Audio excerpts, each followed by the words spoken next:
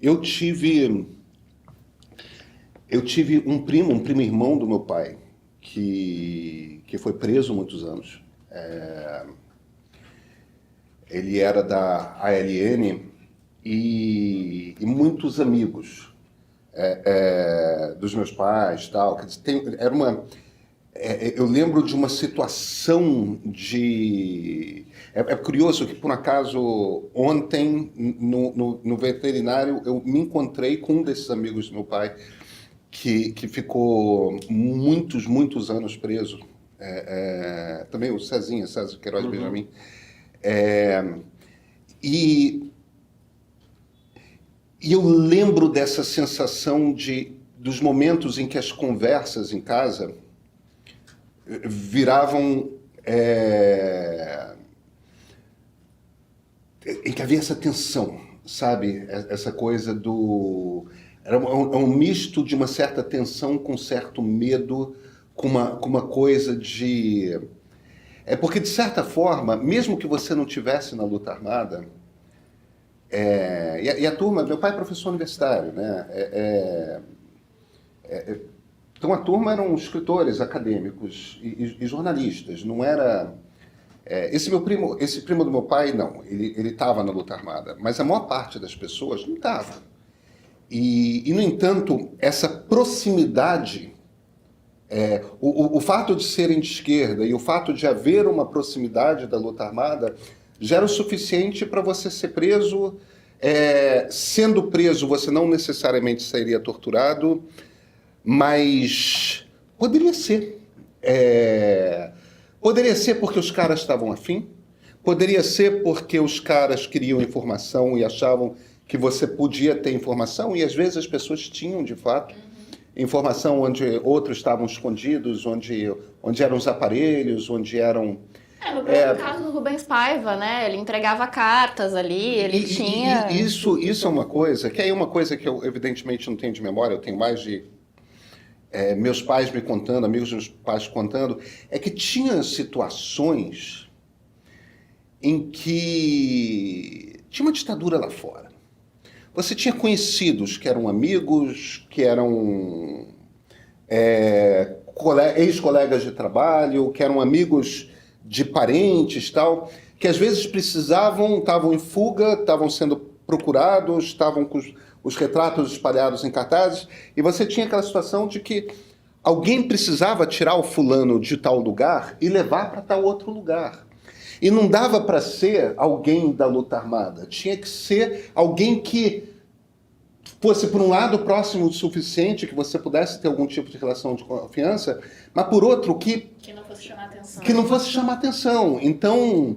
Eu passei parte da infância e adolescência ouvindo histórias de, o dia que eu tive que levar fulano de tal lugar para tal outro lugar, e era um troço de fazer cocô nas calças, tá?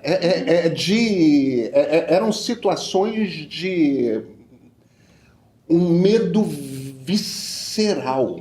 Porque se te pegassem dando uma carona, você podia não voltar para sua casa, né? Você estava cometendo o tipo de crime pelo qual eles matavam depois de torturar muito. Eu vi recentemente, eu revi um filme que eu tinha visto há um tempão, que era O Pianista. Não é que era um filme em que o sujeito tenta sobreviver na Varsóvia ocupada, a família dele inteira é dizimada, porque ele é um pianista judeu em Varsóvia, e boa parte do filme é exatamente isso, ele sendo levado de um lado para o outro, desses aparelhos para tentar sobreviver à ocupação nazista. As pessoas esquecem, né? Elas não têm noção do que é. O Oscar Fergutz também participa aqui dizendo que o terror de ser preso era generalizado, que ele viveu em Curitiba e Joinville e, apesar de ser pré-adolescente e filho de uma família que era inclusive conservadora, a própria família se preocupava com o risco de desaparecimento. Porque o risco era real, tá? O risco era real e tinha um componente de aleatoriedade. É claro que se você escolhesse entrar numa organização clandestina, você era evidentemente um ato tanto de insanidade quanto de coragem, mas evidentemente você estava se colocando num lugar que era um lugar que, se me reconhecerem, acabou minha vida. Você vai ser preso, você vai ser torturado, sabe-se lá o que pode acontecer. Agora, se você tivesse num lugar paralelo, entendeu? Se você fosse uma pessoa progressista em algum dos ambientes intelectualizados, ou porque você está na universidade, ou porque você está em algum veículo de imprensa, ou porque artistas, entendeu? Grupos de teatro, esse tipo de coisa, que tivesse esse tipo de proximidade, cara, você está em risco pela proximidade. Desconfia-se de você pela proximidade. Eu falo isso porque é um troço sobre o qual esses 4 anos de governo Bolsonaro, eu pensava nisso o tempo todo. O tempo todo. Eu nunca vou esquecer a ex-mulher do Gui, que é editor executivo da parte premium aqui no meio. Ela é advogada criminalista e o pai dela foi um dos mais importantes advogados de presos políticos em São Paulo, que foi o Zé Carlos Dias, que depois presidiu a Comissão da Verdade no governo Dilma. Foi ministro da Justiça do Fernando Henrique e depois presidiu a Comissão da Verdade. No dia que foi anunciado que o Bolsonaro foi eleito, eu liguei para a Marina, ex-mulher do Gui. Marina, é o seguinte, você é minha advogada, tá? É aquela coisa assim do tipo, é um escritório que tem experiência com isso.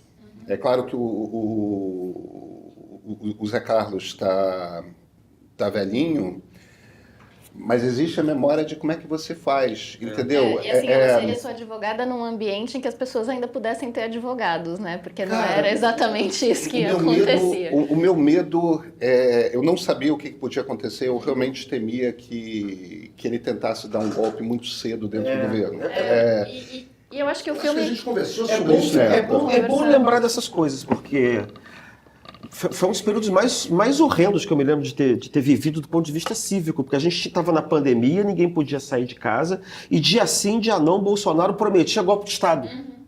Então era como se você estivesse em Roma, em chamas, com o Nero lá fora dizendo que ia... Ameaçava metralhar, Exato, e todo mundo tinha que falava pro grupo de WhatsApp, você criava redes de solidariedade, inclusive também eu tive isso, de apoio, porque eu tinha sido perseguido lá pelo ministro da Cultura e tinha outras perseguições aqui e tal. Um dos grupos que eu tinha era com o Pedro e com o Ricardo Rangel, e a gente ficava dizendo, tinha dia que a gente não sabia se ia ter alguém lá embaixo, a gente ia acordar com alguém lá embaixo. E não era alguém nem da polícia, era um militar, alguma coisa do gênero, entendeu? Eu apresentei durante o governo Bolsonaro... Eu não consegui, demorei para ver o filme, porque minha mulher não queria ver esse filme por causa disso. Era da família que se destrói porque... Nossa, ainda estou aqui, né? Porque uma ditadura leva o pai embora, leva o marido embora e some, entendeu?